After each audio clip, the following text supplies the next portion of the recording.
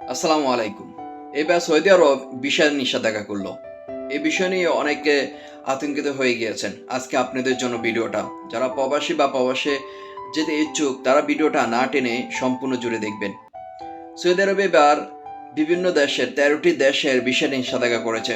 এর মধ্যে পাকিস্তান, ভারত, বাংলাদেশ সহ আরও বিভিন্ন দেশ। কেন, কি কারণে তারা ভিসা নিষেধাজ্ঞা করেছে? কাদের জন্য এটা প্রযোজ্য? চলতি মৌসুমে হজ মৌসুমের জন্য সৌদি আরব এই ১৩টি দেশের ভিসা নিষেধাজ্ঞা করেছেন। এর কারণ তারা উল্লেখ করেছেন যে হজ মৌসুমে অনেকে হজ করতে উমরা করতে এসে আর দেশে ফিরে না, তারা অবৈধভাবে এখানে থেকে যায়। এতে বিশৃঙ্খলা এবং অনেক জামের সৃষ্টি হয়। হজ উমরা যারা করতে আসে তাদের অনেক বিঘ্ন বা অনেক অসুবিধা হয়।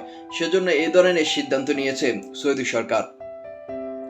তো ইতিমধ্যে বলা হয়েছে কেউ যদি এই ধরনের ভিসা নিয়ে আসি উমরা হজ করে যদি আর দেশে ফিরে না যায় তাদের জন্য কঠোর শাস্তি প্রয়োগ করেছে। ৫ বছরের তাদের সৌদি আরবে ভিতরে ঢুকা নিষেধ করে দিয়েছে।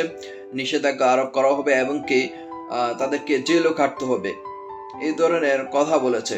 এই আইনটি পাশ হওয়া শেষ হবে বা প্রত্যাহার হবে জুন-জুলাই পর্যন্ত। জুন-জুলাই। আর ওমরায় যারা আসতে ইচ্ছুক তারা ১৩ এপ্রিল পর্যন্ত তারা ভিসা নিয়ে আসতে পারবেন। এরপরে থেকে বন্ধ। চলতি মৌসুমে হজের জন্য এই ধরনের ওমরা, ব্যবসা এবং কি যারা পর্যটন রয়েছেন তাই যে এই ধরনের ভিসা যারা আসতে ইচ্ছুক তাদের জন্য এবার সৌদি আরব সরকার নিষেধাজ্ঞা করে দিয়েছেন। আর এটি কিন্তু প্রত্যাহার হবে জুন-জুলাই।